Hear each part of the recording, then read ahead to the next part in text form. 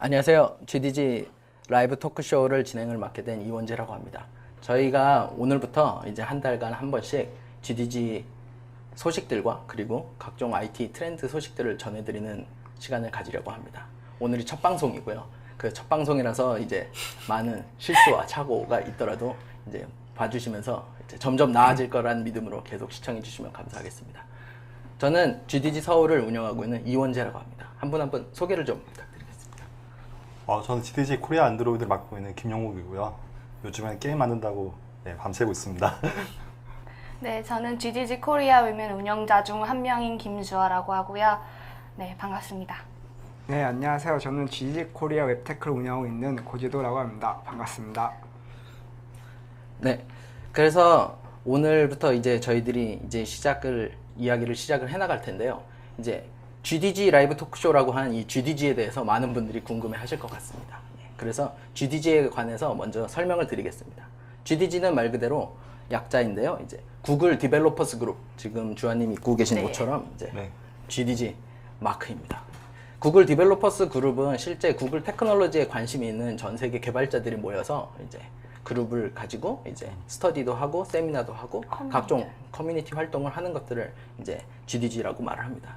그래서 어떤 분들은 실제 구글 임직원분이 구글러, 흔히들 말하는 구글러가 모이는 집단 아니냐라고 오해를 하시는데, 실제로는 구글 임직원이 아닌 구글 이외에 어떻게 보면은 이런 말인데 구글 바분들이 좀 많이 모이시는 그런 구글에 그룹이라고 열광하시는 볼 수- 분들. 그렇죠. 구글 네. 들어가고 나는 싶은 좀 사람. 그런 것 같아요. 구글 들어가고 싶은 사람이 뭐 여러 가지로 아무튼 구글에 관심, 구글 기술에 관심 있는 개발자분들이 많이 모이는 그룹을 GDG라고 합니다.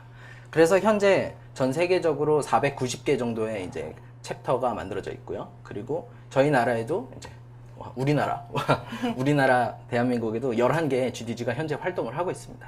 그래서 벌써 11개나 됐어요? 얼마 전에 하나 생겼죠? 그럼 12개. 네. 12개죠. 12개네요. 12개. 와, 정말 많아지고 있어요. 급성장하고 있는 그룹입니다. 예, 그래서 이제 지역 기반으로 서울, 인천, 대전, 천안, 아산, 부산이 있고요. 그리고 이제 기술 기반으로 안드로이드, 웹테크, 이제 고, 그리고 얼마 전에 새로 생긴 클라우드 플랫폼 팀이 있고요. 그리고 그 이외에 이제 숭실대 학생들이 진행을 하고 있는 대학생 그룹이 있고, 그리고 옆에 계시는 주한님이 운영을 하시는 이제 여성 개발자, 남성 개발자분들의 이제 로망이죠. 꼭 참여를 해보고 싶은 여성 개발자 그룹이 있습니다. 그렇게 해서 현재 12개의 그 GDG가 국내에서 활동을 하고 있고요. 이제 많은 활동들을 하고 있어서 이 자리를 빌어서 저희 활동들이 어떻게 진행이 되고 있고 앞으로 뭐가 될 거고 어떻게 참여하시면은 즐거운 자리가 될지를 알려드리도록 하겠습니다. 예.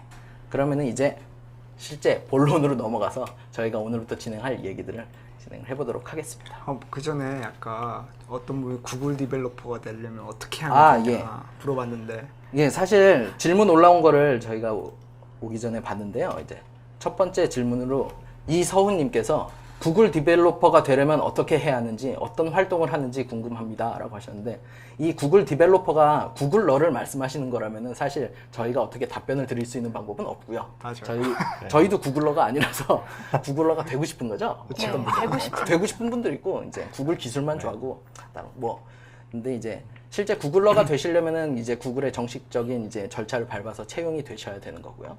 이제 그거 이외에 저희들이 지금 활동하고 있는 구글 디벨로퍼스 그룹에 가입하는 이제 구글 디벨로퍼가 되고 싶다는 뜻이라면은 이제 여러 가지 방법들인데, 가장 빠른 방법은 이제 구글 플러스에서 GDG라고 치시면 많은 그룹들이 나옵니다. 그 안에서 자기가 맞는 그룹에 들어가시면 되죠. 뭐 웹 기술에 관심이 있다 그러면은 GDG 웹테크, GDG 코리아 웹테크에 들어가시면 되고, 네. 이제 뭐 서울 지역 기반으로 난 뭐 이렇게 잡다하게 교양 수준처럼 막 듣고 사람들 많이 만나면서 개발자들끼리 무슨 얘기 듣고 싶다 이런 분들은 이제 서울에 오시면 되고요. 그리고 다 볼 수 있는 페이지가 있지 않아요? 외국 페이지?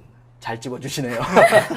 사실 그래서 커뮤니티가 너무 많아서 정보를 이렇게 좀 쉽게 듣고 싶으신 분들은 이제 GDG 코리아라는 이제 뉴스 페이지가 있습니다. 그래서 거기서는 실제로 활동이 되는 게 아니라 이제 각종 GDG에서 일어나는 이벤트들에 대한 뉴스를 모을 수 있는 공간이 있습니다. 네. 그래서 이제 그런 식으로 GDG, 그러니까 구글 디벨로퍼가 이제 GDG 멤버가 되고 싶으시다면은 온라인으로 그렇게 참여를 하시고, 하시면 되죠. 가장 오프라인. 저희들 얼굴 보면서 빨리 하시려면은 오프라인으로 모임을. 나오시는 게 제일 모임. 좋습니다. 저희가 정기적으로 이벤트를 생성해서 만날 수 있는 자리를 마련하고 있으니까 오셔서 그냥 잘 어렵지 않잖아요. 그냥 신청만 하시면 특별한 제약 없이 오실 수 있습니다. 네, 대부분의 GDG가 한 달에 한 회 이상의 모임을 가지고 있으니까 관심 있는 기술이나 관심 있는 챕터에 참여하시면 될 것 같습니다. 이제 12개 그룹이 한 달에 한 번씩 하면 아마 한 달에 최소한 두세 개씩 정신이 하면 뭐 1년에 행사만 해도 여러 개가 될 겁니다. 어떤 분이 그래서 일주일에 3개를 동시에 참여하느라고 엄청 힘들었죠. 네, 맞습니다. 누구시죠, 그분이? 이름을 여기서 밝힐 수는 네, 없고. 아, 네. 여기 있어요. 채팅창에도 계신 분인 것 같아요. 네, 그렇습니다. 어느 분인지 채팅창에서 자기가 밝혀주시길 바라고요. 네, 그러면은 이제 네, 이렇게 다음 또 실제. 질문 있으시면 계속 질문 말머리 달아서 이렇게 올려주시면 될 것 같아요. 예, 맞습니다.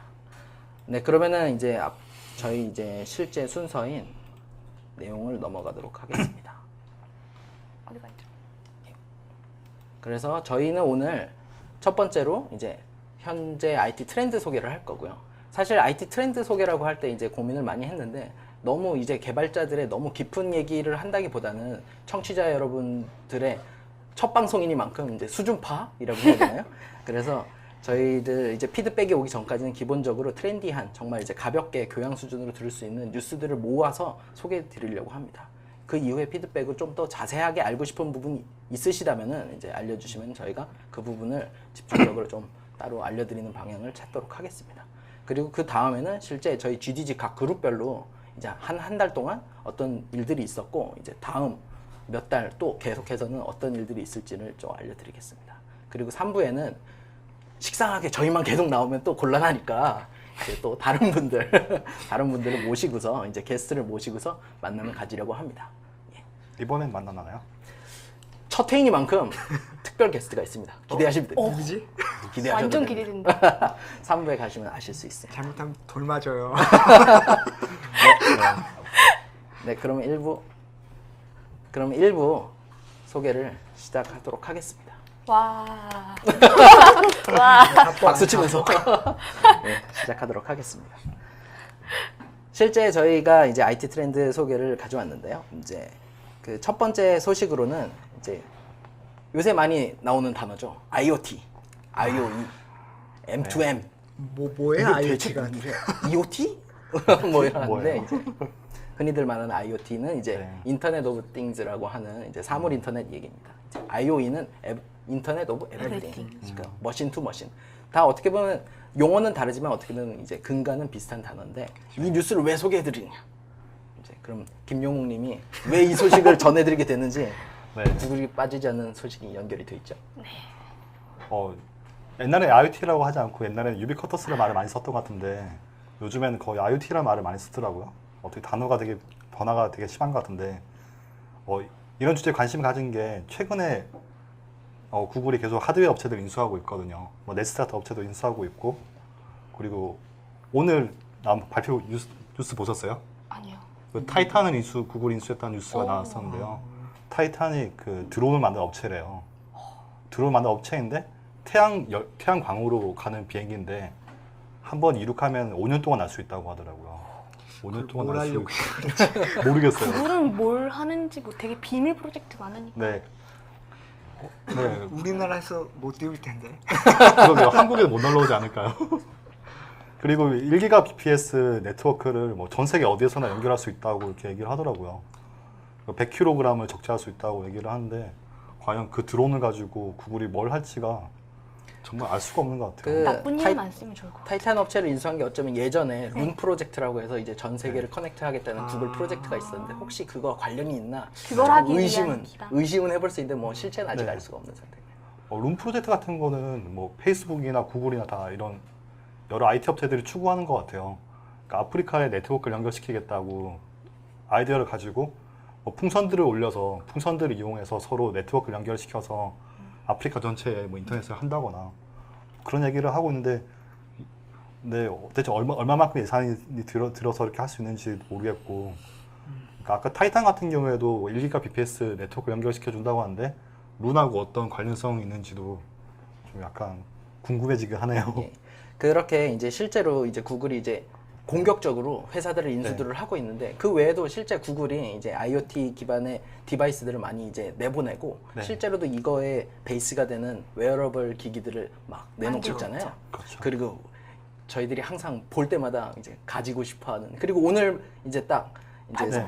미국 한정으로 이제 구매를 직접 할 수 있도록 오프라인으로 구글 가야 글래스를 이제 구글 네. 글래스를 살 수 있는 라인이 열렸는데 불행히도 저희는 한국에 있어서 네. 직접 구매는 힘들고 전 매일 첫 줄 제목만 보고 아 나도 살 수 있나 했는데 딱 읽다 보니까 US. 예, 아, 근데 US 가슴이 레지던트. 아프더라고요. 하지만 근데 뭐 뭐 구매 거짓- 대행을 네. 통해서 구매하는 분들도 있고 아니에요. 이렇게. 그게 안 되는 게 그게 직접 가가지고 매장에 가서 하는 그런 방식인 것 아, 같더라고요. 이번에 그렇게 바뀌었나요? 네. 예전에는 미국에 주소만 있으면 미국에서 네, 받을 수 이렇게 있었거든요. 배송을 할 수 있는 게 아니라 직접 가서 받아야 되는 그게 아. 약간 범죄도 받아서 택배로 쏴주면 되잖아요. 그렇죠. 아는 사람만 있으면은 그 네. 사람이 사서 뭐 보내주면은 되지 않을까요? 그래서 실제로 이제 구글 글래스라는 기기도 있고 이제 얼마 전에 그 흔히 우리 예전에 알았던 넥서스 큐 텅스텐 프로젝트가 네. 있었죠. 2012년에 이제 구글 I/O에서 발표했던 넥서스 큐 프로젝트가 사실은 이제 망가지고 크롬캐스트가 이제 저가형으로 이제 그쵸. 대체된 모델이 나왔습니다. 그래서 이 크롬캐스트도 어떻게 보면은 이제 IoT 기반의 이제 기기 중에 하나가 되지 않느냐, 그 제품군에 들어가지 않느냐 했었고. 근데, 예. 근데 저희는 글래스나 아니면 크롬캐스트를 알고 있는데 뭐 듣는 분들은 모르시는 분도 계실 것 같아요. 그 소개가 필요하지 않을까? 그 크롬캐스트가 뭐예요? 아 정말 모르시는 거예요? 아, 예, 이제 실제 뭐 간단히 제가 아는 범위에서 소개를 시켜드리면은 이제 크롬캐스트라는 거는 이제 실제로 말 그대로 캐스팅을 할 수 있는 기기입니다. 이제 네. TV라는 공간, TV가 단순히 이제 그 방송을 받아서 하는데 이제 인터넷 방송이나 자기 로컬 PC 안에 있는 로컬 네트워크망에 있는 자기 크롬 디바이스를 통해 가지고 크롬 브라우저나 이제 자기 노트북 아니면 흔히들 구글 제품군인 넥서스 7, 뭐 넥서스 4, 5의 화면에 된 그 유튜브 스트림이나 이제 크롬 화면 브라우저 스트림 같은 거를 이제 캐스팅을 해서 이제 PC나 그 크롬캐스트가 연결이 돼 있는 이제 실제 장비에서 디스플레이 장비에서 볼 수 있는 것들을 도와주는 그런 기기라고 보실 수가 있습니다. 그럼 스마트 TV처럼 쓸 su 있는 거네요. 예, 일반 맞습니다. TV에 연결해도 일반 TV를 이제 네. 스마트 TV화 해주는 기기라고 뭐 앱을 보실 올릴 수 수도 있는 거예요? 현재 제가 알기로는 크롬캐스트에다 앱을 올리는 게 아니라 크롬캐스트는 API가 나와 있는 게 말 그대로 캐스팅을 할 수 있는 걸 도와주는 거라서 이제 실제 앱은 안드로이드 기기나 아. 이제 크롬 앱이 그 네. 크롬캐스트 API를 써가지고 이제 그쪽에다 보내주면. 송출하는 방식으로 진행되는 걸로 그럼 알고 있습니다. 크롬캐스트만 있으면 집에 TV에서 볼 수 있는 거는 그냥 캐스팅돼서 날라오는 컨텐츠밖에 볼 수 없는 거네요. 그게 예전에는 기본적으로 URL을 크롬캐스트에다가 넘겨주면은 이제 실제 스트림을 디바이스에서 캐스트로 주는 게 아니라 이제 네. 캐스트가 그 URL을 가지고 실제 저장된 유튜브 스트림을 받아오는 형식으로 되어 있었습니다. 그래서 크롬캐스트가 이제 자체적으로 네트워크 스트림을 가지고 읽어오는 방식이었죠. 근데 얼마 전에 그 플레이 서비스가 이제 업데이트가 되면서 이제 크롬캐스트에 실제 로컬 디바이스에 있는 스트림을 이제 아. 크롬캐스트로 직접 이렇게 스트리밍 할 수 있는 방법이 열렸다고 해서 몇 가지 앱들이 현재 나와 있는 걸로 알고 있습니다. 그러면은 무선으로 유튜브 볼 수도 있고 그리고 자기 컴퓨터에 있는 것도 이렇게 연동해서 볼 수가 있는 예, 거네요. 맞습니다. 미러링이랑은 다른 건가요? 미러링의 한 종류라고 볼 한 수 있는 종류. 거죠. 볼 수 있겠네요. 맞습니다. 예. 그래서 이제 글래스와 크롬캐스트가 있었고 실질적으로 네. 이제 오늘 또 이제 소개해 드리려고 하려고 했던 거는 네. 얼마 전에 있었던 구글 안드로이드 웨어가 발표되었죠. 네. 네. 구글 안드로이드 웨어에 대한 얘기를 좀 나눠볼까 했는데 역시 우리 DDG 안에서 이제 생각이 많고 말도 많으신 분들이 모여서 예, 네. 많이 진행이 됩니다. 예, 그래서 안드로이드 웨어에 대해서 조금 설명을 해주실 수 있을까요? 안드로이드 웨어는 그러니까 어떻게 보면 저희가 뭐 갤럭시에서 나온 시계 같은 거 있잖아요. 그런 거 비슷한 건데 이름을 웨어라고 지었더라고요. 그러니까 시계만의 형태로 고정시키지 않고 어떤 형태든지 다양하게 만들 수 있게 해주겠다. 뭐 이런 의도가 있는 게 아닌가 싶어요. 그러니까 웨어도 저희가 휴대폰을 가지고 있을 때 구글 나우를 보신 분 있으세요? 네. 그러니까 구글 나우가 그러니까 계속 새로운 정보들을 자기한테 보여줘서 필요한 정보들을 보여줄 수 있게 하잖아요. 마찬가지로 구글 안드로이드 웨어도 새로운 정보들이 표시가 되고 이걸 스와이프 형태로 볼 수도 있고 음성 인식으로도 쓸 수가 있더라고요. 그러니까 간단한 카드 형태로 넘기는 형태로 볼 수가 있어서 되게 편리하게 쓸 수 있을 것 같고요. 그러니까 시계 형태가 그러니까 워치가 아니라 안드로이드 웨어잖아요. 어디나 있는 형태로 쓸 수 있을 것 같아요. 근데 혹시 3G나 뭐 LTE망에 바로 붙나요? 아직까지는 그런 얘기는 없는데 와이파이 버전. 와이파이나 네, 블루투스 와이파이로 이런 붙어야 거. 될 것 같아요. 제가 그 프리뷰 네. 버전 그 API로 봐서는 현재로서는 이제 네. 자신이 갖고 있는 안드로이드 디바이스와 연동이 돼서 연동. 디바이스에 가지고 있는 그 네트워크 그 네. 이용을 네. 해가지고 하는 걸 알고 와, 있습니다. 블루투스 아니면은 와이파이 방이나 뭐. 와이파이 기본적으로 쪽으로 하지 않을까요? 와이파이로 와이파이로. 그러니까 구글 글래스도 블루투스 네. 지원 안 하고 아, 있잖아요. 그래요? 와이파이로 연결해야 되는데 좀 아쉽더라고요. 그 네트워크가 붙으면 어디서나 구글 글래스 쓰고 다닐 수 있을 것 같은데. 그러니까요. 네. 핸드폰이 이게 필요가 없어야 되는 핸드폰 꼭 들고 다니는. 들고 다녀야 되고 네. 보조기기로 이렇게. 언젠가 SoC 기술이 더 좋아져서 집약이 네. 되면은 언젠가 여기까지. 여기서 그래서 되는. 그걸 위에 드론을 띄워다니는. 머리 위에 이렇게 머리 들고. 위에. 네. 그렇죠. AP망이 하늘을 떠다니고. 네, 그렇습니다. 진짜 웃기겠네요. 구글 글래스 다 써보신 거죠? 한 번도 안 써봤어요. 저는. 저는 진짜요? 써봤어요. 실제로도 구글 글래스 쓰신 분들이 되게 궁금한 게 눈을 이렇게 오른쪽 위로 네, 계속 이렇게 봐야 이렇게 되는지 보게 돼요. 좀 네. 눈에 다 보이는 건지 궁금해 하시는데 그러니까 아무리 글래스가 어디에 있어요? 화면이 여기에 있어요. 약간 그러니까 위쪽에. 여기 프리즘 같은 게 화면 오른쪽 위쪽에 있거든요. 그럼 그래서 이게 눈을 약간 어디에 보이는 거예요? 저? 제 눈 앞에 이렇게 보이는데 네. 이렇게 볼 때 약간 눈이 이러고 계속 있는 거예요. 앞에 사람이 있는데도 얘기를 이렇게 하고 있는데 제가 네. 이러고 얘기하는 거예요. 되게 웃기겠죠. 네. 저도 분명히 이렇게 보면서 전 정면 사진이라고 사진을 찍었는데 제가 이 위쪽을 보고 있더라고요. 아, 이거 초점이 뭐 조절이 안 돼요? 일단 화면이 여기 있으니까 네. 어쩔 수 없겠죠? 조그마한 프리즘이 있는데 그 프리즘으로 보는 거거든요. 그래서 일단 우상단으로 봐야 돼요. 네. 그 실제로 그래서 이제 글래스 관련돼서 요새는 이제 많은 글래스 익스플로러 네. 프로그램이라고 네. 해서 이제 구글 글래스 탐험대 분들이 조직이 돼서 실제 유용하게 네. 익스트림 스포츠 하시는 분들이 있고 뭐 그냥 집안 가정 주부도 있고 뭐 여러 분들이 쓰시면서 유튜브에 엄청나게 올리시고. 올라오고 올리시죠. 볼 때마다 이렇게 뭐랄까 지름신이 막 저도 너무 갖고 그래서 싶었어요. 이번에 열린 1,500불을 내가 과연 와이프 몰래 사야 되나 고민도 했었는데요. 이제 일단 좀 가격이 떨어지길 네. 기대하면서 네, 아직 1,500불은 좀 그래서 비싸죠. 이제 실제로 구글 글래스에 대해서 더 많은 정보를 아시고 싶으신 분들은 유튜브에서 간단하게 글래스 익스플로러를 이제 검색을 해서 보시거나 아니면은 그 구글에서 구글 글래스 치시면은 구글 글래스 프로젝트에 관해서 이제 설명이 잘 되어 있습니다.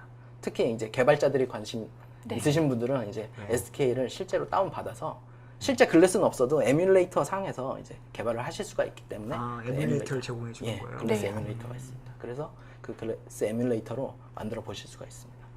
똑같이 웨어도 에뮬레이터가 네. 있죠. 네. 네, 에뮬레이터가 있어요. 받아서 올려볼 수 있거든요. 실제로 그래서 그 웨어 상에 현재 지원되는 거의 이제 노티피케이션과 보이스 네. 이제 그 인풋을 주고서 명령을 하는 건데 뭐 이제 로드맵 상에는 뭐 여러 가지 센서들에 대한 정보를 받을 수 있게도 되어 있더라고요. 네. 아무래도 그런 것들이 이제 IoT, IoE 이런 분야랑 연결이 되는 게 아닌가 생각이 됩니다. 네. 그렇죠? 그런 것 같아요. 아, 근데 네. 어떻게 생각을 하세요? 이제 구글에서는 이제 구글 글래스 웨어 이런 것들이 막 나오는데 어떻게 보면은 우리나라 업체인 삼성에서도 얼마 전에 네. 기어랑 핏이 나왔잖아요.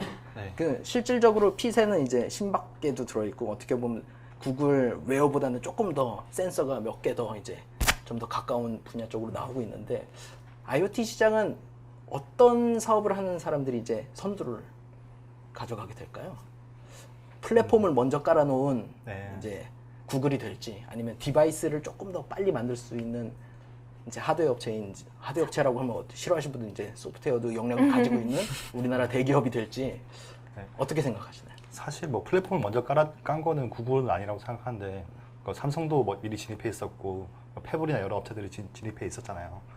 근데 진입해 있었는데 아직까지 큰 성과를 내지 못하고 있었는데 구글이 이제 본격적으로 진입하게 되면서 좀 약간 판도가 달라질 수 있는 게 아닌가 싶기도 하고 또 곧 있으면 애플도 진입을 하게 되잖아요. 그렇죠. 그러니까 되게 큰 사업자라고 해야 되나요? 그런 분들이 그런 큰 사업자들이 오고 있을 때 어떻게 시장이 바뀌어 나갈지가 되게 관심사인 것 같고요. 그리고 또 한 가지 또 제가 관심을 가지고 있는 거는 최근에 나오고 있는 뭐 안드로이드 웨어나 구글 글래스나 크롬캐스트가 다 안드로이드 기반이거든요. 그러니까 전혀 안드로이드 같이 안 생겼는데 안드로이드 기반인데 안드로이드의 범위가 얼마나 넓혀지고 있는 건가 뭐 이런 생각도 들고 있어요. 저도 안드로이드 해야 될 것 같아요. 안드로이드도 실제로도 이제 안드로이드 OS뿐만 아니라 네. 구글 안에서 이제 크롬 OS도 이제 네. 밀고 있으니까 이제 과연 구글이 밀고 있는 OS는 안드로이드냐 크롬이냐 이런 얘기를 많이 했었는데 크롬은 아직 시작 단계 쪽 아닌가요? 그 근데 모르겠는데 이제 크롬북은 꽤 많이 팔리고 있어가지고 그쵸. 그래서 크롬과 안드로이드 내부 경쟁도 좀 기대가 되고 경쟁 이제 많이 그 있죠. 이외에 네. IoT의 표준 어떻게 보면 이제 표준을 먼저 선도하는 회사가 이제 먼저 네. 가져가는데 이제 아마 표준 쉽지 분야에서 않을 어떻게 것 될지. 같아요. 예. IoT 표준. 네. 저는 몇 삼성이 년 걸리겠죠? 삼성이 그 처음엔 안드로이드 기반으로 했다가 지금은 타이zen 기반으로 바꿨잖아요. 전 그런 게 좀 약간 전략이 자주 바뀌는 건 좀 좋지 않지 않냐 이런 생각도 들거든요. 근데 이제 플랫폼을 이제 선정하는 사람이 나중에 그 계속 네. 그 피를 계속 받을 수가 있으니까 플랫폼 기반으로 뭔가 저변을 확대하고 싶은. 어떻게 보면 소비자 입장에서는 좋은 제품이지만 개발자 입장에서는 빨리 표준이 정해져야지. 네, 그렇죠. 이거 만들었다 저거 만들었다 네. 힘듭니다. 저희들은 그렇죠. 이제 네. 개발자들 입장에서는 이제 좀 표준이 하나라도 빨리 정해져서 정해져야. 네. 되는 게 너무 개발자들이 개발자 입장에서만 그냥 생각을 하나요? 개발자들이 개발하기 편한 게 나중에 결국 되지 않을까요? 맞습니다. 개발 네. 뭔가 이렇게 에코시스템이 되는 게 어떻게 보면 네. 맨 처음적으로 개발자들이 뭔가 뭔가를 계속 만들어 놔야지 만들어줘야지. 사용자가 쓰는 거라서. 예.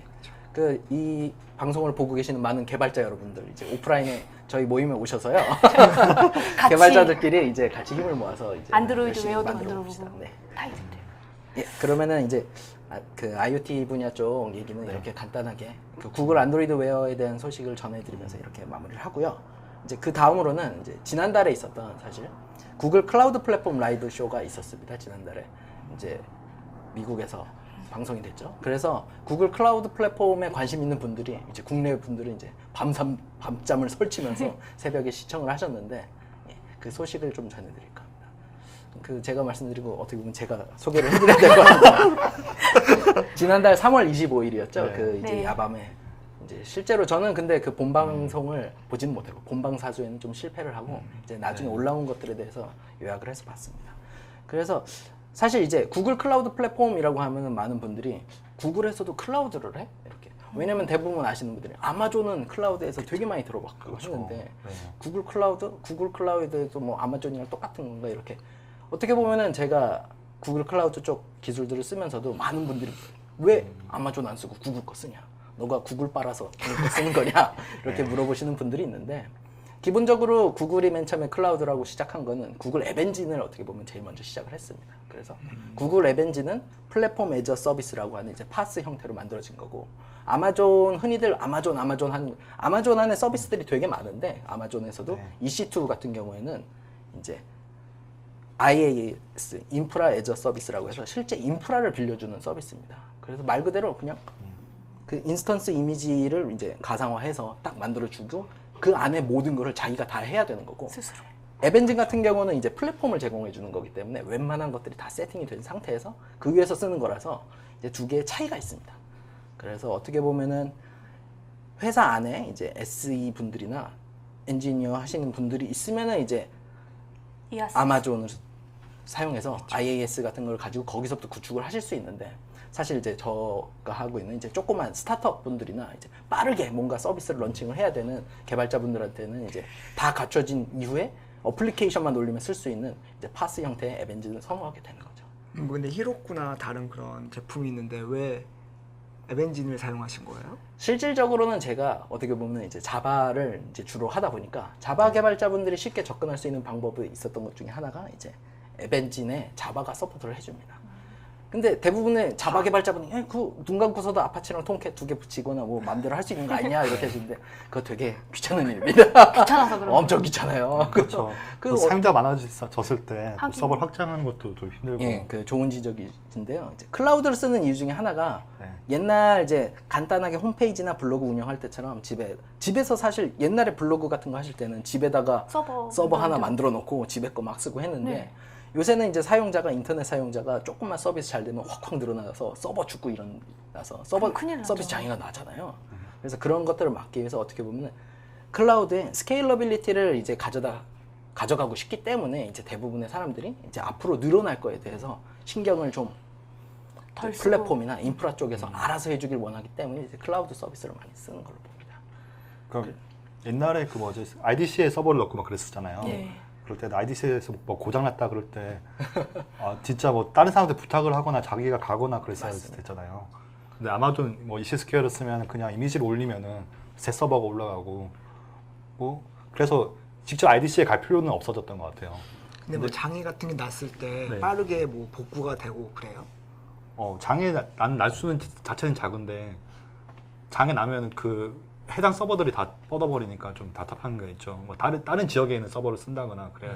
이제 실질적으로 이제 아마존이나 에벤진 같은 데 장애가 발생했을 때는 에벤진 같은 경우에는 서버가 다운 될 것 같으면은 알아서 자기가 껐다 킵니다. 이제 인스턴스가 죽었다 살아나고요. 이제 아마존 같은 경우에 장애가 나면 그 인프라기 때문에 사용자가 직접 콘솔에 들어가서 톰캣을 내리다 올리거나 이래야 되는 게 있습니다.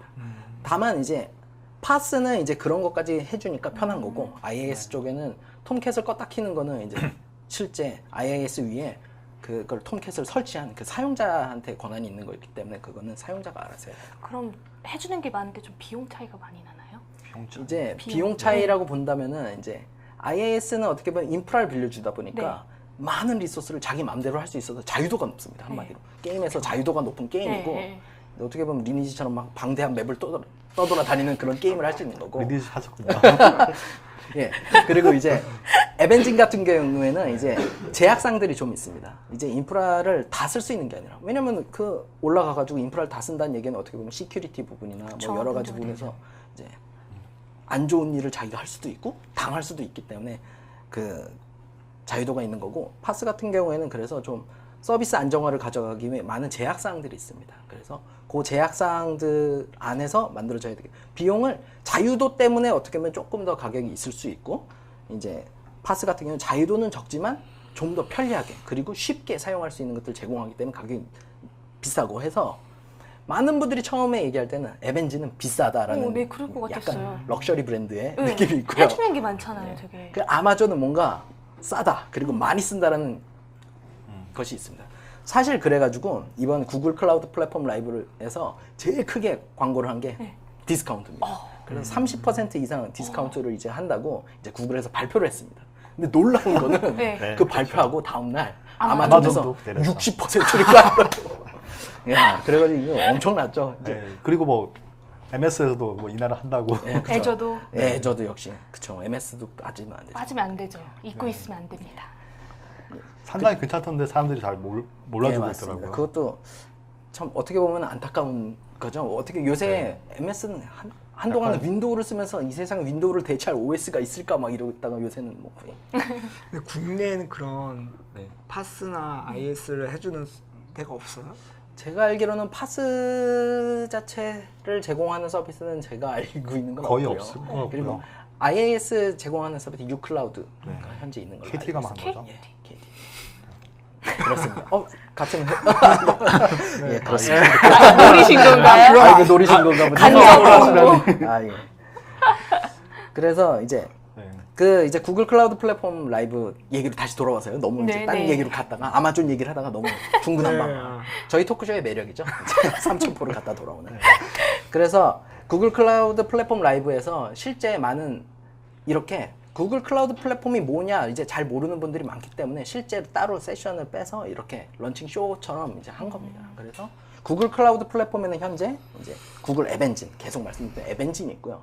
구글 클라우드 플랫폼에도 IaaS 서비스가 있습니다. 그래서 그거가 이제 구글 컴퓨터 엔진 해서 GC가 있습니다. GC. 그리고 그 외에 앱 엔진 사용자들이 제일 힘들어하는 게 다른 서비스를 하다 앱 엔진을 못 가는 이유 중에 하나가 마이그레이션이 어려워. 마이그레이션 DB가 문제가 됩니다. 이제 네. 앱 엔진 안에서는 이제 외부로 접근을 할 수 있는 포트들이 많이 막혀 있는데 특히 우리나라 국내 개발자들이 선호하는 MySQL, 마리아DB 쪽 포트나 포스트그레스를 사용할 수가 없어서 막혀 있으니까 자기네 서비스를 앱 엔진을 옮기고 싶어도 DB 때문에 못하는 경우가 많습니다. 그래서 그 부분이 어떻게 전략적으로 맞아서 그런 건지 이제 실제로 클라우드 플랫폼에 이제 클라우드 스토리지가 MySQL API로 제공이 됩니다. 그래서 클라우드 스토리지는 클라우드 SQL이라는 게 있고요. 그리고 이제 실제 스토리지를 대여해주는 이제 클라우드 스토리지라는 것이 있고요. 그리고 이제 앱 엔진이 현재로서는 이제 그 REST API 방식으로 만들면은 어느 기기에서나 쓸 수는 있지만 이제 쉽지는 않잖아요. REST API라는 거 어떻게 보면 또 만들고 하는 게. 그래서 설계하는 요거를 좀 더 이제 쉽게 API 형식으로 이제 배포를 할 수 있게 iOS, 안드로이드, 웹으로 쉽게 배포할 수 있게 엔드포인트라는 API 서비스가 제공이 됩니다. 그래서 앱엔진 REST API를 이제 좀 더 쉬운 API 형식으로 뭐 웹이면 자바스크립트, 이제 iOS면 오브젝티브-C, 안드로이드 같은 자르 형태로 이렇게 쓸 수 있는 매핑을 해주는 이제 엔드포인트 서비스 해서 구글 클라우드 플랫폼이 이런 게 있다라는 걸 런칭 빡 하고 가격도 딱 후려치고 30% 근데 다음날 60% 나오고 네, 아마존 이거. 그리고 이제 어떻게 보면 이제 핵심이라고 말할 수 있는 이제 구글 클라우드 플랫폼의 앱 엔진과 컴퓨터 엔진이 두 개를 가지고 있는데 실제 앱 엔진이 많은 이제 자유도를 갖지 못하는 한계를 극복하고자 이제 매니지드 VM이라는 거를 이제 발표를 합니다. 어떻게 보면은 그래서 GCE 위에 앱 엔진이 그러니까 컴퓨팅 엔진 위에 앱 엔진이 올라간 형태의 서비스를 제공함으로써 앱 엔진에서 자기가 돌고 있는 호스트인 네. 컴퓨팅 엔진 쪽 IIS 인프라를 이제 매니징을 할 수 있는 매니지드 VM 기능을 이제 런칭을 했습니다. 컴퓨팅 엔진은 요즘에 성능이 괜찮나요? 제가 사실은 컴퓨팅 엔진 아직 안 써봐서 이번에 매니지드 VM 되는 거 한번 써볼까? 써볼까? 저는 예전에 썼을 때 그 IRC 보시라는 걸 돌렸었거든요. IRC에서 창조하고 있으면서 막 인사해주고 그런 보시였거든요. 아마존 EC2에서는 잘 돌았는데, 근데 그 GC에서는 막 다운이 되고 막 그러는 거예요. 타임아웃이 발생하고. 그래서 약간 좀 성능이 떨어지는 게 아닌가. 예전에 뭐 그러니까 이게 스테빌리티가 떨어진다 이런 얘기 많이 들었는데 네. 현재는 그런 것들이 많이 잘 됐을 거라 믿고요. 그리고 그렇겠죠. 그 오늘 또 뉴스가 올라왔잖아요. 이제 컴퓨팅 엔진이 이제 실제 오늘 대만에서 이제 발표회를 가졌죠. 이제 그 구글 컴퓨팅 엔진의 이제 데이터 센터가 아시아 쪽에도 만들어져가지고 이제 컴퓨팅 엔진의 스팟이 이제 아시아 지역도 지원이 된다라고 해서 이번에 올라왔어요. 어디에 만들어졌나요? 그건 제가 검색하세요. 확인 못했고요. 네, 검색할게요. 이제 검색하세요. 이게 홍콩인지 대만인지 아무래도 대만에서 발표를 했으니까 대만에 있는 대만일 걸로 수도 생각이 있겠네요. 되고요. 이제 그래서 대대적으로 홍보가 돼서 아시아 지역에서 컴퓨팅 엔진에 대한 이제 레이턴시 응답 속도는 많이 개선이 될 걸로 예상이 됩니다. 근데 저는 개인적으로 앱 엔진 사용자인데 앱 엔진은 이제 스팟존을 고를 수가 없어요.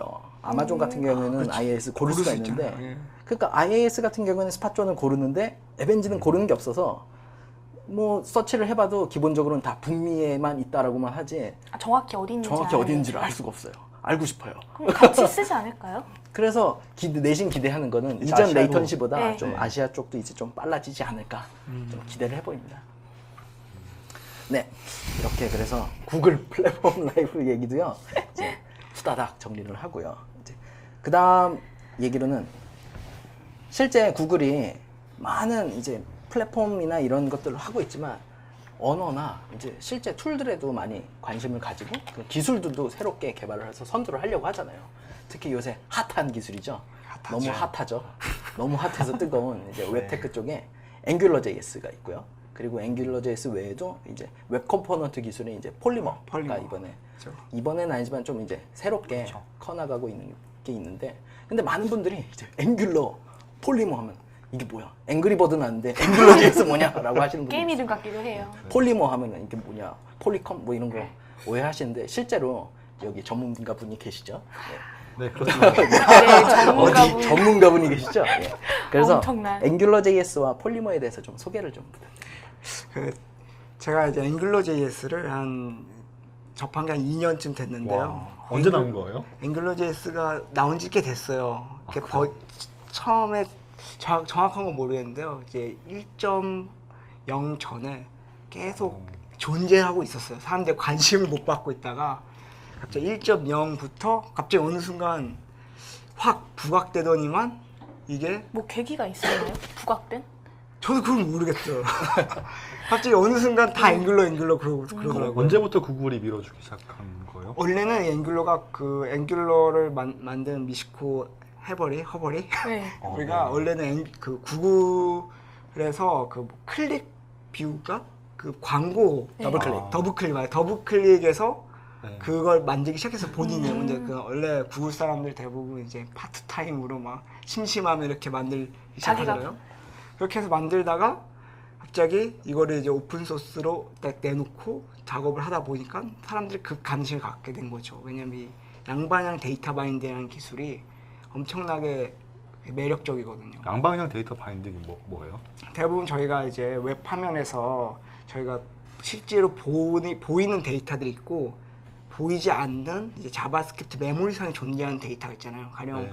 우리가 폼에 안녕하세요 쓰면은 그 이제 인풋 태그 쪽에 이제 안녕하세요 글자가 네. 데이터가 인풋이라는 이 뷰에 있는 건데 실제 내부적으로 자바스크립트로 뭐 안녕하세요와 관련된 것을 매핑 시켜놓은 뭐 헬로라는 베리어블이 있으면 자바스크립트 안에 있는 그 데이터와 화면 보이는 데이터가 서로 바인딩 연결되어 있는 거예요. 그래서 화면에서 있는 데이터를 수정해도 자바스크립트 메모리상에 있는 데이터가 같이 변경. 네. 싱크가 돼서 변경되고 반대로 메모리상에 있는 데이터를 무슨 함수나 무슨 메서드 콜로 바꾸면 화면에서 보이는 데이터가 같이 바뀌는 그게 자동으로 되는. 자동으로 되는 거죠. 실제로 예전에 노가다로 하나씩 그 그쵸. 화면 네. 리프레시를 하든가 뭐 바꿔줘야 되는데 그게 자동으로 만들어요. J콜을 하려면 뭐 키바인드 이벤트 걸어서 이제 네. 데이터가 바뀐 걸 체크를 하고 뭐 이런 걸 다 해야 되는데 이런 게 원래 플렉스 이제 플래시 기술 플렉스 쪽에서 예전에 이런 게 있었어요. 그래서 대부분 플렉스 했던 개발자들도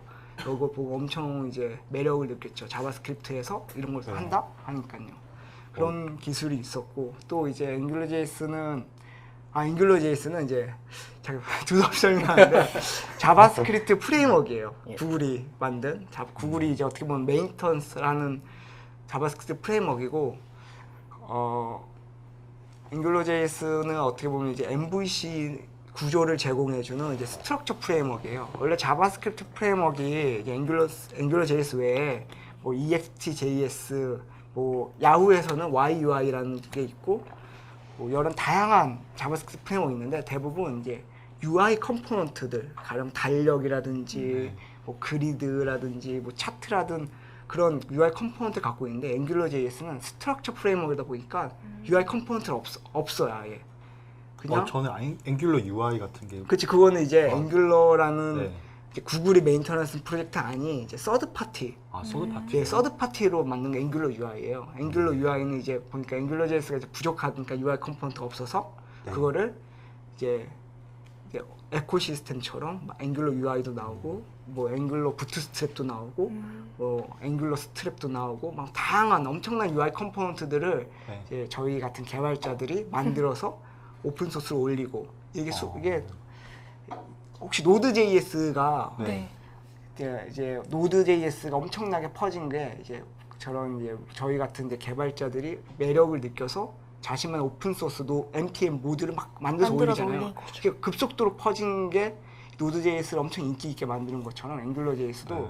이러한 라이브러리가 급속도로 엄청나게 퍼지고 있어요. npm 같은 경우에는 npm 인스톨을 해서 바로 자기 원하는 걸 설치할 수 있잖아요. 그렇죠. 앵귤러.js도 그런 게. 앵귤러.js는 이제 앵귤러.js가 아닌 이제 바오라는 그러한 이제 그건 또 부트스트랩 건데 부트스트랩이 네. 바오라는 걸 통해서 자바스크립트 컴포넌트를 이렇게 쉽게 설치할 수 있게 하는 그거 있는데 그거랑 앵귤러.js를 같이 쓰면은 이런 부분들을 많이 해결할 수 있지. npm 인스톨 같은 것들을. 그래서 이 앵귤러.js라는 얘기가 많이 나오면서 이제 저희 들으면서도 와 이런 게 있구나 이제 되게 관심사가 많이 가는데 이제 어떻게 보면 개발자들이 이렇게 새롭게 나가는 기술이니까 빨리 한번 나도 좀 따라하고 좀 쉽게 볼 수 있는 사이트나 웹사이트나 뭐 튜토리얼 사이트 같은 게 있나요? 특히 한글로 된 게 있으면 좋은데. 한글로 된 사이트는 제가 이제 angular.js.co.kr로 해가지고 번역을 하려고 했어요. 그래서 번역을 해서 운영을 하다가 잠깐 이제 쉬고 좀 계시군요. 쉬고 계신 좀 거네. 쉬고 있고 쉬고 있고요. 예, 그러면 말고. 이제 진짜 원문 사이트가 있나요? 네, 원문 사이트는 이제 angular.js.org ORG. 가면은 이제 angular.js 장점 옛날에 이렇게 엄청난 단점이 이제 문서화가 잘 안 됐어요. 문서가 잘 안 됐는데 반대로 블로그 글들이 엄청나게 폭발적으로 왔어요. 제가 그 구글 플러스에 대부분 이런 거를 어떻게 보면 이렇게 읽고 있다가 서브스크라이브 하고 있다가 오면은 막 받아보고 했는데 뭐 하루에 블로그가 2-3개씩 막 나오고 장난이 아닌 거예요. 그걸 쫓아가기가. 그래서 막 계속 북마크만 해놓고 있는데 엄청 쌓였어요. 읽을 것들이. 그럼 어떻게 보면 사람들이 이제 찾아볼 이제 튜토리얼들은 충분히 충분히 상황이네요. 있죠. 네. 근데 영어라는 거. 번역이.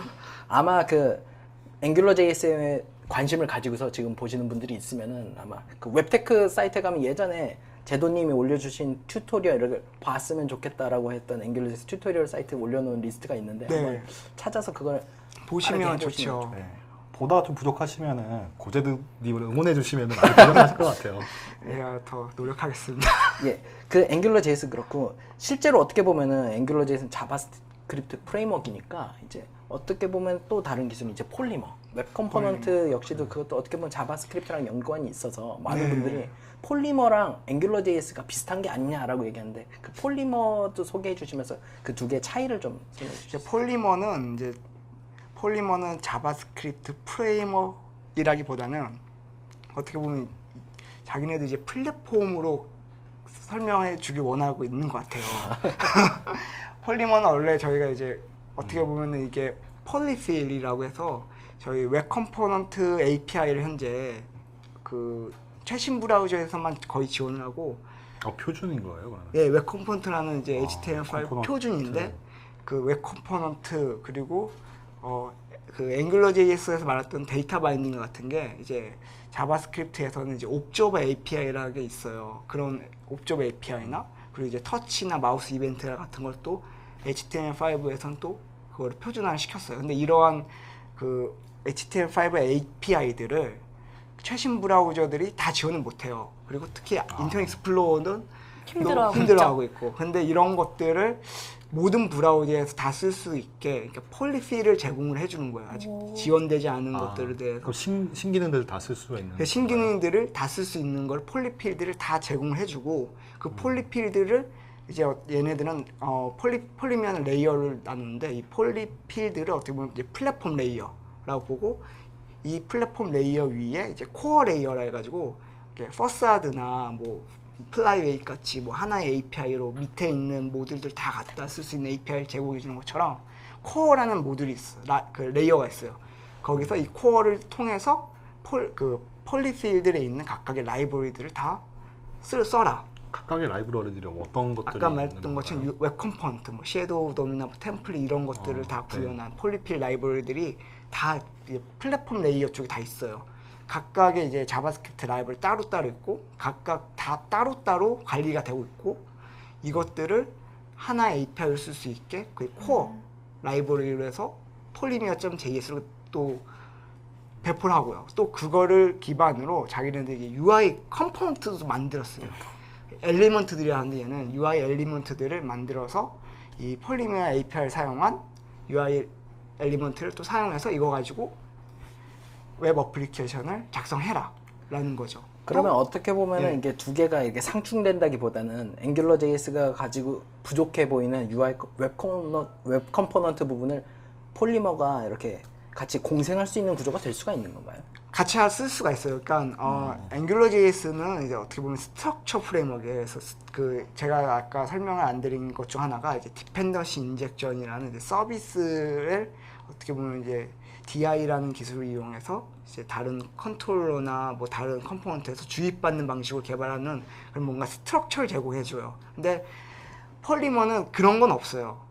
그런 MVC나 뭐 이런 건 제공을 하지 않고 아까 말씀드렸던 것처럼 이제 웹 컴포넌트나 이런 최신 웹 기술들을 잘 써서 UI 엘리먼트들을 니네가 만들어 써라. 근데 그 부분만 어떻게 보면 어떻게 상충되는 거예요. 앵귤러.js도 이제 디렉티브라는 지시자라는 걸 이용해서 뭔가 저희가 예전에 이제 HTML로 폼하면 폼이라는 HTML이 폼 태그를 딱 쓰면은 폼이 그려지잖아요.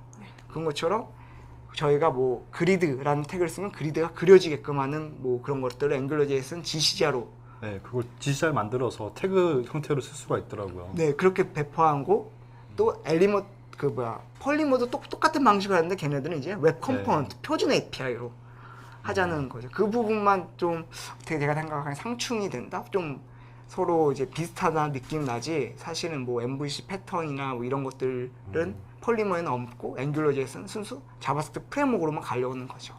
실제로는 이제 그러면 앵귤러.js는 이제 2년 정도 되면서 이제 1.0 버전을 거쳐서 얼마 전에 2.0으로 이제 업버전이 됐잖아요. 메이저 버전이. 아직까지는 아직은 1.2에서 1.3으로 아, 예. 지금 1.3도 아직 언스테이블한 거고 네.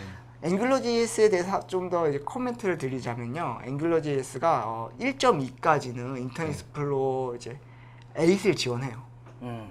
근데 1.3부터는 8을 지원 안 합니다. 그럼 이제 업 버전 하면은 이제 그 밑에 하위 버전 처리는 네. 하기가 어려워졌네요. 네, 그리고 그리고 이제 1.2 버전 쓰려고 생각하고 있어요.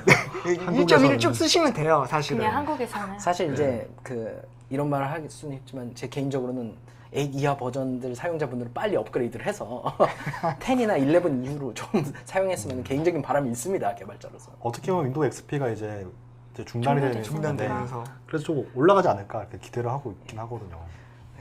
빨리 교체해 주시기 바랍니다.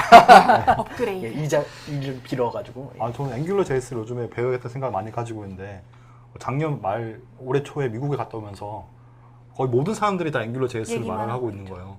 저는 앵귤러 JS를 몰랐거든요. 그래서 외국의 어떤 사이트냐면 앵귤러.js 네. 잡이라는 사이트가 있어요. 관련된 잡? 앵귤러.js 잡만 이렇게 올라 포스팅돼 있는. 예, 그게 실제로 많이 나와요. 그러니까 앵귤러.js만 해도 네. 먹고 살 수 있는 미국에서. 그러니까 웹사이트를 만든다면 다 앵귤러 JS 쓴다 이렇게 생각하고 네, 있더라고요. 많이들 그렇게. 마치 jQuery 옛날에 다 썼던 것처럼. 이제는 앵귤러.js를 해야 되겠군요. 네, 예, 외국은 많이 이게 트렌드가 네. 많이 그 프론트엔드 너무 쪽에 많죠. 이제 잡에 네. 관련된 이제 랭귀지 그런 것들은 많이 자주 바뀌는 것 같아요. 그러면 이제 아까 버전 얘기하면서 이제 호환성 얘기 잠깐 했는데 그럼 폴리머는 현재 지원되고 있는 게 어느 브라우저들이죠? 폴리머는 이제 인터넷 익스플로러 10 이상이어야 되는데 10도 약간 미비한 부분이 있어. 근데 10까지는 거의 그런가요? 지원된다고 보시면 돼요. 그럼 어차피 폴리머를 사용할 거면은 네. 앵귤러.js 1.3을 써도 되는 거네요? 그런 앵귤러 생각은- 1.3은 그래도 i9은 지원합니다. 그래요? 네. 근데 뭐 저는 한국 사용자를 감안해야 되니까 아무래도 그렇죠. 그래도 폴리머나 아니면 앵귤러 JS 신버전은 쓰기가 어렵겠네요. 앵귤러.js 2.0은 또 인터넷 익스플로러 10 이상만 지원해요. 그러면 이제 우리가 흔히들 말하는 이제 모던 브라우저군이라고 있는 크롬, 그쵸. 파이어폭스, 오페라 쪽에는 큰 문제가 없이 큰 등장돼요. 문제가 없습니다. 그쪽은 어느 두 기술 다 모두 큰 문제가 없죠. 그렇다면 MS의 분발. 그래서 사실 MS가 업버전 되는 것보다 실제 사용자분들이 사용자들이 이제 업그레이드 브라우저를 이제 익스플로러에 너무 디펜던시 가지지 마시고 이제 좀 모던 브라우저로 체인징 해주시는 게 어떻게 보면 좋은 기술에 좋은 서비스를 받으실 수 있고 개발자 입장에서도 어떻게 보면은 이제 좀 쓸데없는 작업들을 좀 줄일 수 있는 공인 폴리필 서버 작업을 없으면- 너무 많이 해요. 맞아요. 덕지덕지 어우 8에서 안 돼, 7에 심지어는 5도 해야 돼. 뭐 다 이러면은 처리해야 되잖아요. 예, 너무 힘들죠. 그쵸. 웹 개발자들의 숙명이죠. 어떻게 보면 국내 시장이 통과가 되면 웬만한 데 다 될 거예요. 네, 어느 시장 가도 다 쓸 수가 있는 것 같아요. 아까 전에 IoT 얘기도 했는데 이제 IoT도 표준이 이제 웹처럼 좀 그렇게 되면 그래서 아까 얘기했지만 표준은 빨리 정해져야 빨리 돼요. 빨리 정해줘야 돼요. 빨리 정해지고 벤더분들이 이제 좀 빨리 서포트하고 이제 네. 사용자분들도 이제 힘을 실어주기 위해서 이제 빨리 쫓아가는 쪽으로 이제 많이 사용을 해주시는 게 좋습니다. 예. 오 근데 확실히 이제 얘기거리가 많아서 그런지 시간이 훅훅 갑니다. 훅훅 갔네. 네. 어쩌면 듣는 분들은 지겹다고 느끼실 수도 있어요. 많은 용어들 차이 때문에. 그렇게. 네. 그래서 실제로 그래서 용어가 어렵고 하는 것들은 이제 채팅창을 통해서 이제 질문을 주시면 감사하겠습니다. 그러면 그 부분 짤막짤막하게 용어에 대한 설명을 설명을 설명. 해드리겠습니다. 사실은 저희는 자주 쓰는 용어다 보니까 그냥 막 쓰는데 이제 모르신다면은 이제 간단하게 질문해 주시면 감사하겠습니다. 예. 우리 잘못된 거를 지적해 주셔도 됩니다. 틀렸으면 찔리셔요. 틀렸다. 바로 정정할 수 있으면 좋죠. 그렇죠. 바로 사과를 하고 저희는 그런 방송이군요. 그렇죠. 그래서 이제 저희들이 또 네. 준비한 것들이 있는데 그 실제로 이제 얼마 전에 플레이 게임 서비스가 이제 업데이트가 네. 됐잖아요. 이제 그러면서 실제 플레이 게임 서비스 우리나라에도 정말 이제 모바일 게임 분야에 관심 있는 분들이 많이 있는데 이제 구글에서도 어떻게 보면은 게임 플랫폼 시장에 그 핵주먹까지는 아니어도 이제 잽을 잽을 날리다가 날리고 이제 있는 거죠. 펀치까지 네. 갈 수 있는 수준이 돼가고 있는 것 같은데 어떻게 실제로 게임 쪽에 계속 일을 네. 하고 계시는 김용국 씨가 플레이 게임 서비스를 뭐 들어보신 분도 있고 못 들어보신 분도 계실 텐데요. 그러니까 플레이 서비스는 안드로이드에 쓸 수 있는 서비스들인데요. 그 플레이 서비스 내에서 게임 관련된 서비스가 있습니다. 어떻게 보면 아이폰의 게임 센터와 비슷하다고 볼 수가 있는데요. 플레이 게임 서비스가 멀티플레이 기능이나 뭐 리더보드나 아니면 업적 같은 기능들 제공하고 있었는데 이번 업데이트에서 멀티 플랫폼을 지원하면서 하나의 C++ 코드를 가지고 아이폰과 안드로이드를 다 지원할 수 있게 되었고요. 물론 자바 버전이 제일 기능이 많이 있어요. 자바 네. 자바 버전은 안드로이드만 쓸 수가 있고요. 그리고 또 한 가지 기능 추가된 것 중에 하나가 선물 기능이 추가되었다고 볼 수 선물 있는데요. 기능이요? 네, 아이템 선물하고 네, 이런 그렇죠.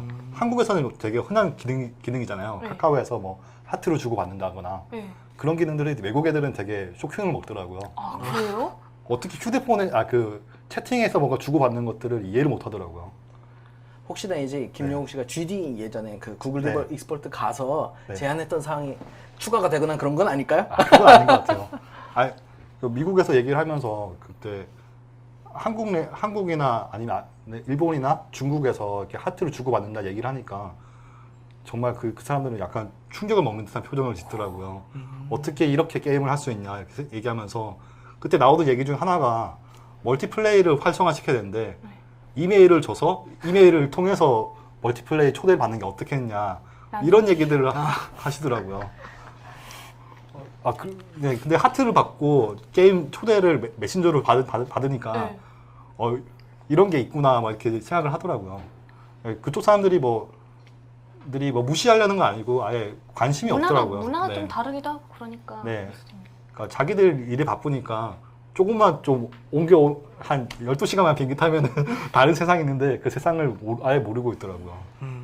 그래서 이번에 하트를 주는 기능이 사실 포함이 된 셈인데 이제 미국 게임에서도 점점 하트나 스태미나 개념들이 점점 강해지고 있거든요.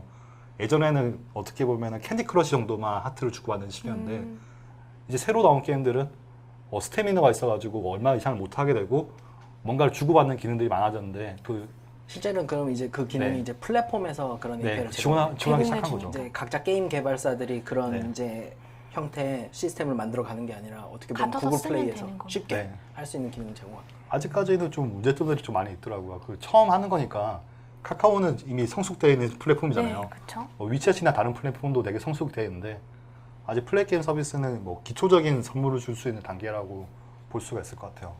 근데 방향을 잡았다는 것만으로 앞으로 어떻게 드라이브 할지 그런 것들을 기대해 볼 수는 있을 것 같아요. 그 실제로는 이제 네. 구글 쪽에 이제 플레이 게임 서비스가 있다라고 하면은 많은 이제 비교를 하는 iOS 쪽에 게임 센터라는 게 있잖아요. 네. 게임 센터에는 그런 기능들이 없나요? 아직까지는 게임 센터에는 그런 게임스토어 기능이 리더보드 정도까지만 제공되고 리더보드하고 업적 정도 이렇게 있는 것 같고요. 그럼 iOS 쪽에서 이제 실제 그 네. OS 벤더 쪽에서 제공하는 이제 서비스에는 아직 그런 기능은 없는 거네요. 네, 선물 주고받는 기능은 아직 없더라고요. 그런 부분에서 이제 조금 더 구글이 빠르게 움직이고 있는 걸로 볼 수가 있겠네요. 네. 그럼 실제로도 생각하기에 이제 우리나라에 있는 카카오나 이제 라인, 이제 NHN 게임 엔터테인 같은 데서 이제 긴장을 할 수 있는 그런 구도가 될까요?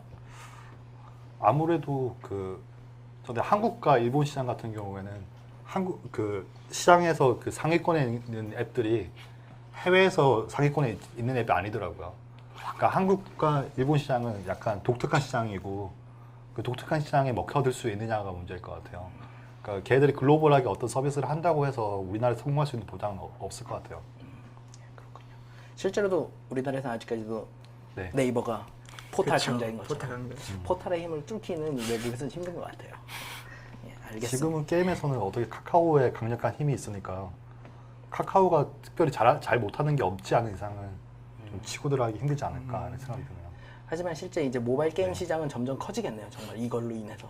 네, 그렇겠죠. 알겠습니다. 이렇게 여러 가지 주제들로 얘기해 봤고요.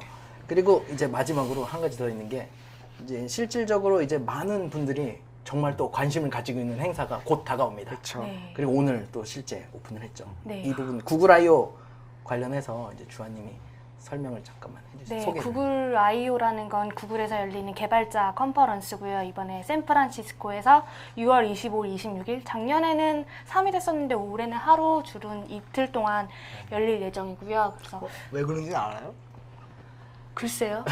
사실 이제 실제로 네. 가보면은 셋째 날에는 약간 산만합니다. 셋째 날 보면은 거의 오전 세션까지만 있고 오후에는 다 철거하는 작업 이렇게만 돼 있더라고요. 네, 그래서 그리고 처음엔 되게 기대가 돼서 엄청 흥분되고 있는데 이틀 지나면 점점 힘들어지더라고요. 제가 작년에 갔다 왔는데 한번에 술을 마셔서 그런 거 아니에요? 아닙니다. 첫날이 네. 첫날, 둘째 날은 솔직히 셋째 날에는 많이 안 오시는 것 같아요. 다들 일찍 집을 가시는 건지 아니면 혹시나 셋째 날 키노트 뒤에는 선물을 주질 않으니까 혹시 집에 일찍 가버려서 그럴 수도 있을 것 같아요. 근데 뭐 이건 네. 거의 저희 사견이고요. 아무 관련이 없습니다. 네, 그리고 그 행사를 참가하기 위해서는 티켓이 있어야 되는데요. 이 행사는 유료로 제공되고 있고 유명한 건 이 행사에 참여하면 항상 선물을 주죠. 그렇죠. 항상 티켓 값의 배 네, 이상 티켓 되는. 값에 항상 1,500불 정도 맞나요? 1,500불 정도 상당하는 그 선물을 주는 걸로 되게 유명한 행사이기 때문에 그럼 작년에는 무슨 선물 줬어요? 작년에는 그 크롬북 픽셀이라고 네. 그것도 약 1,500불 상당히 선물 받았고 실제로 재작년에 이제 그 선물들이 가격 가치도 있지만 이제 뭐랄까 유니크. 쉽게 구할 수 유니크한 것도 있죠. 쉽게 구할 수 없는 것들을 줍니다. 한국에서는 못 사잖아요. 그럼 네. 네, 못 사죠. 픽셀 아직도 못 사요. 재작년 같은 경우에는 넥서스 7을 네. 줬었는데 네. 뒷면이 하얀색이었거든요. 아, 그러니까 하얀색은 시중에 팔지 않잖아요. 사실은 저는 작년에. 까만색이 더 좋아요. 흰색은 쓰다 보니까 때 같아가지고 안 좋더라고요. 네, 그래서 그런 기념으로. 행사를 참여하기 위해선 학생분들은 300불, 그다음에 그 일반인 분들은 900불을 내고 참가하실 수 있는데 또 이게 매우 이렇게 선물을 제공하고 그러다 보니 경쟁률이 매우 치열해요. 그래서 작년까지는 그 이렇게 티켓이 오픈이 되면 선착순으로 이렇게 들어가면 우리나라에 보통 아이돌 콘서트 같은 면 티켓팅 뭐 5분 만에 마감, 10분 만에 마감 이러잖아요. 그거와 별 다르지 않아요. 이번엔 전 세계에서 막 달려드는 그런 전 세계적인 선착순제였는데 올해부터는 이게 또 바뀌었다고 합니다. 그래서 일정 기간 동안 신청을 받고 이렇게 추첨되죠. 추첨을 통해서 당첨되었습니다. 이렇게 메일을 보내주면 이제 돈을 등록할 내세요? 수 있는. 네. 하지만 돈은 내야 되는. 그렇죠. 확률이 얼마큼 될까요, 그거? 그것도 엄청나죠. 전 세계적인 범위에서 구글을 이렇게 열광하시는 분들이 오실 테니까. 네. 항상 그 아이오 티켓 구하는 게 항상 이슈라서. 네, 어려워요. 그 맨날 그 사실 이때쯤 돼서 아이오 티켓 그 선착순 그때쯤 보면은 실제 아이오 사이트도 문제지만 구글 플러스에 가보면은 내가 됐다 안 됐다 하면서 막 글이 사람들 올라와요. 난립니다. 서버 죽었다, 뭐 사이트 멈췄다, 뭐 그래서부터 엄청나죠. 네. 지금은 또 양도가 안 되잖아요. 근데 옛날에는 양도가 됐었잖아요. 아 진짜요? 그러니까 한 3년 전, 4년 전 양도됐을 때 사람들이 그 티켓을 사면은 이베이 같은 데 팔았었어요. 이제 그 두 배나 세 배 정도 가격을 그렇게 붙여가지고. 받고 양도를 해주고. 네. 사실은 제가 기회가 된다면 그런 건 절대 양도하고 싶지 않을 것 같은데. 그렇죠, 저도. 네. 개인적으로는 이제 금년에 계속 올라오는 이슈들이 이제 웨어러블이나 이제 IoT 관련된 건데 사실 개인적으로는 구글 글래스가 이번에 받았으면 하는 마음속에 뭐랄까 네. 위시리스트? 저도 구글 글래스 있으면 좋겠는데 아쉽게도 이번에 구글 아예 못 가가지고 좀 되게 아쉽네요. 지금 박성재님이 과격하게 네, 내 돈 과격하게. 가져가라고. 네. 그래서 글래스는 매년 선물을 뭐 줄까 되게 이슈가 많은데 올해는 어떤 거 줄 것 같아요? 전 글래스일 것 같아요. 제가 보기에도 1,500불 글래스는 상당. 딱 사실 하긴 메일도 2년 전에 갔을 때 개발자들이 막 환호했던 게 안드로이드 패키지라고 해가지고 네. 넥서스 큐, 네. 넥서스 그리고 7, 갤럭시 넥서스에서 네. 넥서스 안드로이드 플랫폼을 개발할 수 있는 모든 툴들을 줬거든요. 개인적으로는 이번에는 웨어러블 디바이스 웨어러블. 패키지. 그러면 웨어까지 다 안드로이드 메일도 웨어에 웨어. 캐스트. 아우 다 주면 좋죠. 오, 예, 일단 가는 게 목표니까. 네, 가는 게 일단 그래서 그 티켓이 오늘부터 아니, 내일부터인가요? 그쵸. 이제 내일 태평양 시간으로 태평양시 이제 기준이기 오후 4시니까. 때문에 태평양시 기준이기 때문에 우리나라 시간으로 내일 오전 8시부터 그 우리나라 시간으로 19일 정도까지 그 신청을 신청이요. 받고 있습니다. 저 태평양시라는 표현이 되게 처음에 되게 낯설더라고요. 우리나라가 태평양에 있으니까 우리나라 시간인가? 그런 생각이 우리나라 했었거든요. 태평양 있죠. 동해에 있죠. 동해. 우린 태평양을 아직 볼 수가 없어요. 네, 그렇게 이제 실질적인 이제 저희 소개들을 이제 기본적으로 가졌고요. 이제 잠깐 한 5분 정도 쉬는 시간을 저희도 사실은 이제 더 계속해서 진행을 해드리고 싶은데 어떻게 보면 지금 잠깐 5분 정도 쉬는 시간을 가지고서요. 저희 이제 더 좋은 내용 뒤에 사실 내용들이 더 좋은 것들이 있습니다. 실제 IT 트렌드 얘기보다 우리가 이 자리에 나온 이제 GDG 소개 행사들 그리고 여러분들의 이제 질의응답 시간을 가지는 걸로 가도록 하겠습니다. 그러면은 5분 뒤에 뵙도록 하겠습니다. 채널 고정. 채널 고정. 채널 고정.